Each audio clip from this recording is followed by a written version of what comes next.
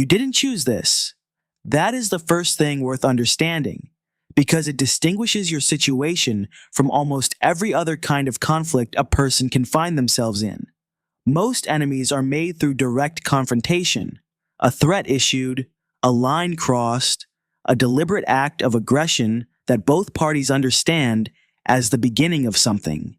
That is not how Thomas Shelby acquires enemies. Thomas Shelby acquires enemies the way a city acquires weather. You were simply in the wrong place inside his plans, and his plans cover more ground than you knew when you first intersected with them.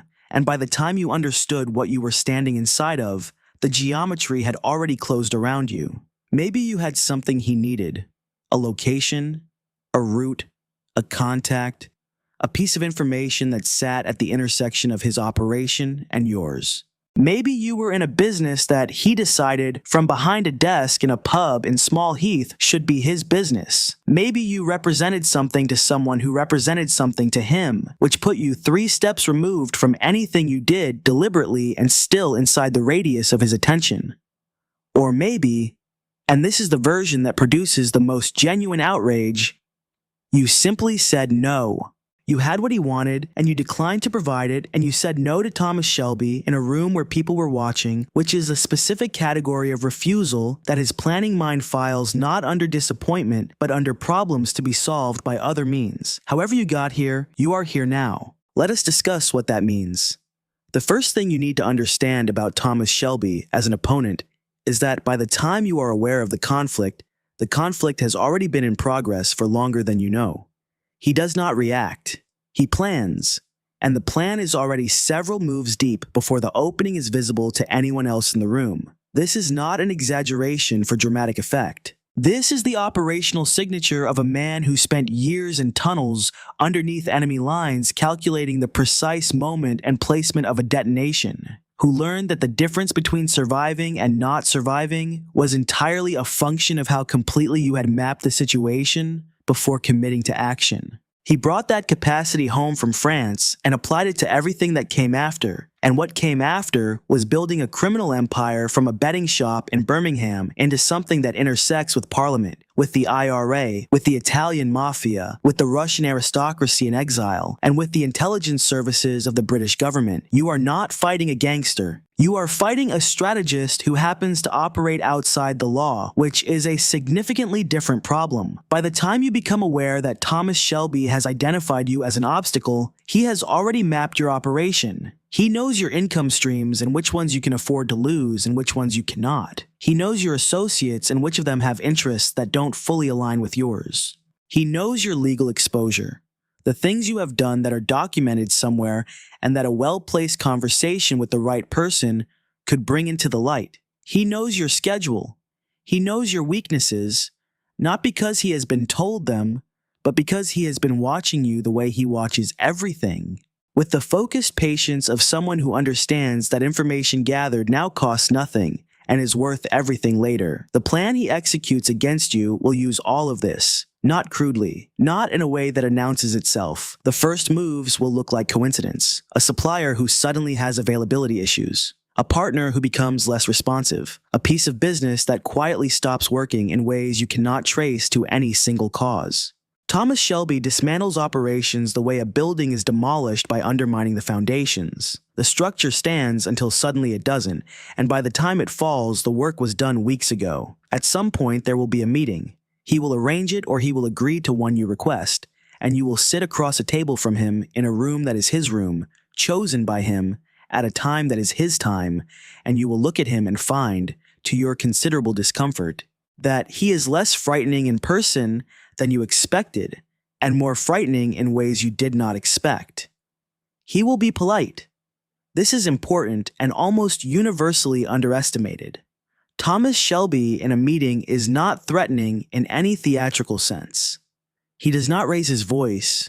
He does not make overt displays of power. He sits with the particular stillness of someone who has nothing to prove in this room because the room is already his in every way that matters, and he listens to you with what feels like genuine attention and possibly is genuine attention, and then he makes you an offer.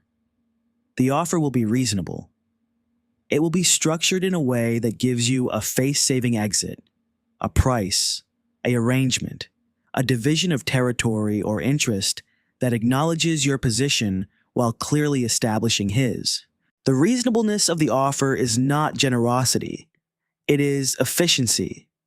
Thomas Shelby prefers outcomes that don't require additional resources to maintain, and a satisfied former opponent who has accepted terms is significantly less resource-intensive than a continuing conflict. The offer is the cheapest solution to the problem you represent, and he always tries the cheapest solution first. What happens in this meeting, in the space between his offer and your response, is the moment that determines everything that follows. If you accept, the meeting ends and you become someone who had a problem with the Shelbys and resolved it, which is a survivable outcome and honestly a better one than most people in your position achieve. If you decline, something shifts in the room, not visibly. He doesn't react. His expression doesn't change.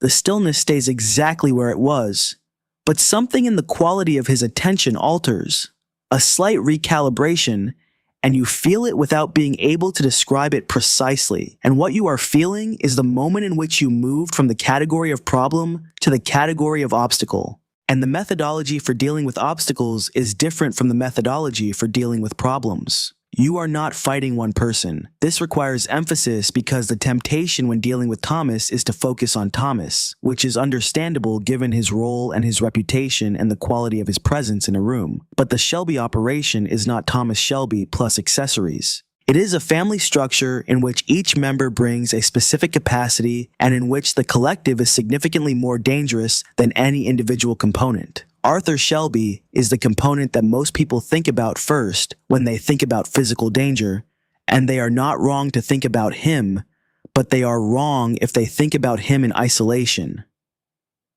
Arthur operates as the expression of a collective decision.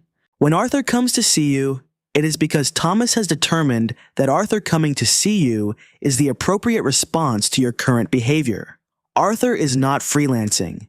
Arthur is the message, and the message was composed carefully before delivery. The violence Arthur is capable of, and he is capable of significant violence delivered with a conviction that has nothing performative about it, is the physical manifestation of a strategic calculation made by his brother. You are not dealing with an impulsive man's temper. You are dealing with a planned response that has chosen impulsive violence as its most effective form. Polly Gray is the danger that people consistently underestimate, usually once. She manages the family's finances, its intelligence, its internal politics, and its relationships with the parts of the world that the men in the family navigate less effectively. She has contacts that Thomas doesn't have and access to information through networks that operate outside the channels his reputation closes to him. If you attempt to approach the family through its softer edges, through business, through women, through the parts of the operation that seem less fortified, you are approaching through Polly's domain, and Polly's domain is not soft. It only appears that way to people who haven't been paying attention. At some point in his career, Thomas Shelby becomes a member of Parliament. This is worth sitting with for a moment because it transforms the nature of what you are dealing with in ways that cannot be overstated. A criminal organization, however sophisticated, operates outside the law and is therefore vulnerable to it. The law is an instrument that your enemies can use against you, and that you can attempt to use against them. And the contest is one of resources, connections, and exposure. This is a contest you might, under optimal circumstances, be able to navigate. A criminal organization with a member of parliament has access to the machinery of the state itself, to information held by government, to relationships with people who shape the law, to a level of protection from investigation that comes not from evading scrutiny, but from being positioned inside the structure that directs it.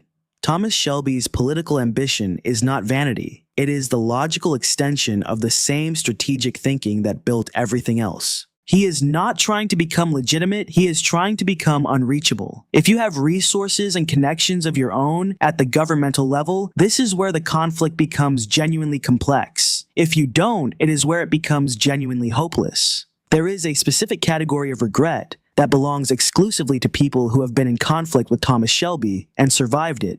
which is the retrospective understanding that the offer on the table at the beginning was better than the outcome at the end.